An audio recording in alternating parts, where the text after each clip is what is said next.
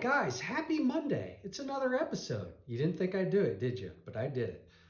It's Sunday right now. Who knows when you'll be watching this? Tuesday, Wednesday, Thursday? I don't know. But thanks for joining along. We've got a lot to talk about. Had a great productive week, picking up from last week. Got some great knives put out. Didn't get them all done, um, but I knew that wasn't going to happen. Pipe dreams, pipe dreams. We had one knife get sideways on us. A little later on in this video, we'll take you along with trying to save that. Fingers crossed, but I think we can pull it off. And we got some show and tell, and we got some mail call. So a lot going on, and we'll document some progress on some 2026 goals. And so jam-packed episode here. Follow along, we'll get into it. All right, one of the cool things I got in this week are these slips, knife purses, whatever, from one of my collectors, Derek.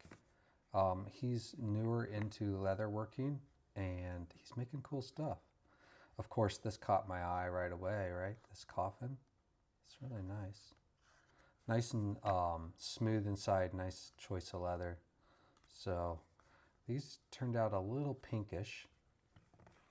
And if my color's right on the camera, this is like a dark forest green, really cool looking. And then got some green stitching here with some nice dark brown leather, really smooth inside. So I'm gonna try these out. I'm gonna actually include these with some of the knives going out in the next couple of weeks. And we'll get some feedback from you guys. How's that sound? So pretty cool. It's got a little stamp there. R. It's cool. Nice. I'm excited to use these suckers. I don't usually include a bunch of additional items with the knives I send out, so this will be a nice little bonus surprise for guys buying some of the knives. I'm not even going to say when I'm going to put them in there, but you know, you buy a knife, maybe you'll get one of these. So these are really cool. Nice and slim too. I hate ones that are really big, but I mean I do carry Rivers slips quite a bit, and they're thicker for sure, but they're so cool, right? That tooling and that die work is amazing. So excited to try these out. I'm gonna carry one this weekend at the mountain bike race, and we'll see how I like it. So anyway, these are some cool slips by Derek, and we'll give them a test. All right, well, part of 2026's plans for myself, well, you know, best laid plans anyway, is to expand my knife making capabilities and skills and experimentation. So I want to start with this knife. I'm not in love with the serpentine pattern. It's a pretty decent sized knife. I guess it's like 3¼ Let's take a look here. Ooh, I was way off. 3.9 inches. It's a pretty decent sized knife. Carries pretty well in the pocket actually. So you can see there's 2 springs in the back, but there's 3 blades in there. So it's got a clip blade. Ugh, ugly clip. I hate those nail nicks like that.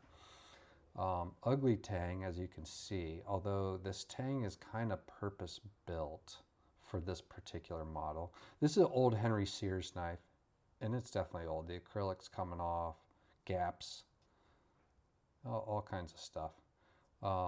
It's got a secondary in the same blade well as the clip. Ugly secondary, but probably useful. Anyway, but in the other blade well is a punch. And if you guys ever listen to the podcast, you know I've talked about punches a lot. I've studied punches a lot. Customers have sent me some awesome punch examples. So this is a fold over punch, as you can see there, with a useless decorative nail nick that's like, I don't know, 20 thou deep. I don't even know why it's there. I guess just for decoration. And I do like the fold overs. I think they're kind of cool looking. Pretty practical, although they can be a little tricky to get to sometimes in knives. This one's got a little easy open notch in there, just ever so slightly. It's actually reverse kind of ground in there, which is unusual for those old factory knives. So, and no doubt that these parts came from other knife frames, and they built this knife like this.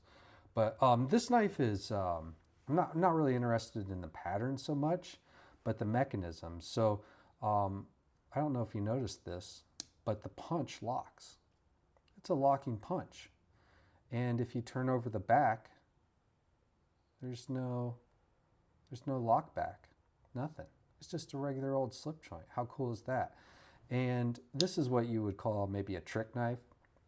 This is one to impress your friends with. And it's actually quite practical as a slip joint. So the way this thing works is, let me show you. So it's locked. It's locked pretty good. And if I show you the back of the tang, you can see it's hopefully, you can see it's got a traditional notch there. It's definitely a lock back. But to release the punch, you actually push down on the master blade. How cool is that? So these knives have been around in different formats over the years, here and there, but this is a pretty decent example of it. Actually, this knife has really good action. But what is inside here is a tab. The middle liner has a hollowed out cut in it, and there's a tab attached to the spring on the punch that goes over underneath the tang of the master, and that's why that master blade tang looks so goofy. But what happens is when you push down on the master blade, it pushes that tab down, which also pushes the spring up on the punch so that it releases that tension on the tang, and boom. So that's kind of cool, and I want to make that. I don't know if I have the skills to make it or the knowledge, but we're going to get there. So that's one of the things that I'm working on. So unfortunately, I'm going to tear this knife apart and really study it, because I'm not sure how I'm going to fabricate the tab part. So I really want to get in there and study it. I hate to tear this thing apart, but it's got to be done. It's not in great shape, although it's a very usable knife. I've actually carried it. So that is on the docket for this year. So I'm excited to get into that sucker. I think it's going to be awesome. Well, while we're at the bench, I thought I'd show you one of my fails of the week. I had a pretty good week, cranked out some good knives, but this little gunny, this 3¼ inches, and it's got some canvas micarta from my ammo box on a B25. This happens like 1 out of 100 shields, but the pin was ever so slightly showing under magnification, and I just cannot send that out. So I knocked out the shield, ground into it, exposed the pin, punched it. The pin is still in there. So I gotta grind that pin out, and then I'm going to do, I think, some emerald green in there. I think that'll look good with this knife. Look, that'll look cool. I carry a knife like that. So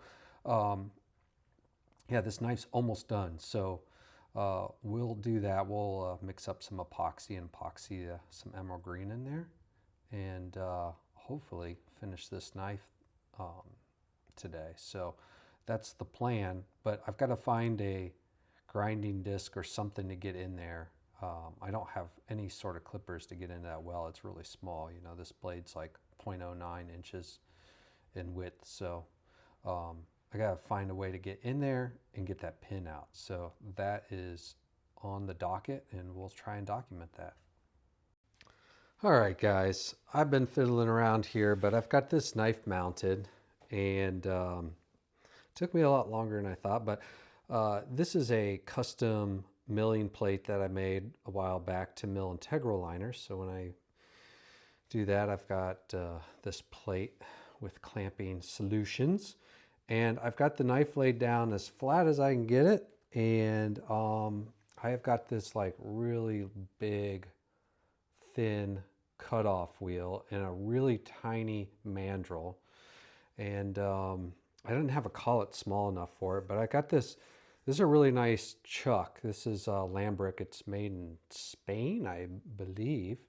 And it's more accurate than the milling machine it's on. But I have faith that we're going to get this. So I don't know if you can see in there. I'll try and zoom in. But there's the pin. And we've got to slot that at least once. Try and get that to fall out of there. So we'll mount this up in the tripod and cross our fingers, see what happens.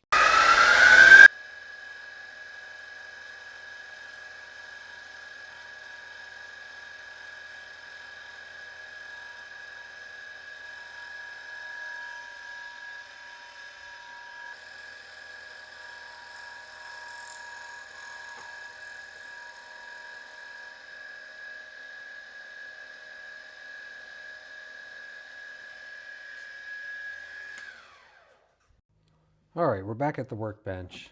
Got the knife unclamped. You can see the cut through there, and that pin that I cut should fall out.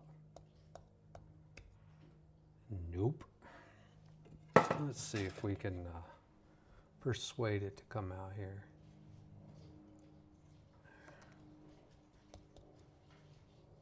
Well, it magnetized. Let's see here.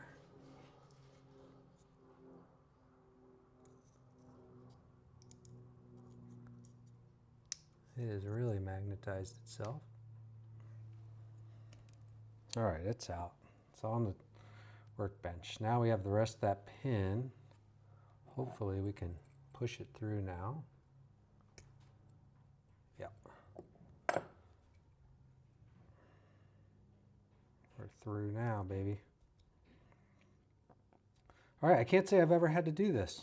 It's my first time. Hopefully last time, but we'll put a new shield in there, tape it, epoxy it, and finish this guy off because she's a nice knife. All right, guys. Well, thanks for watching along if you're still watching. And if you're not, I don't know why, but whatever. Maybe I was too boring. We had a great week this week. Looking forward to another week. Wednesday knife, Friday knife should be in the books. And another order or two to knock out. We've got mountain biking. We got races and practices and lacrosse and lots of busyness in my life right now, but I bet your life's busy too. So thanks for watching. I appreciate you spending the time, investing your time in watching this. And thanks to all those that reached out from the last video. That was super awesome. Very cool. And we'll catch you next Monday.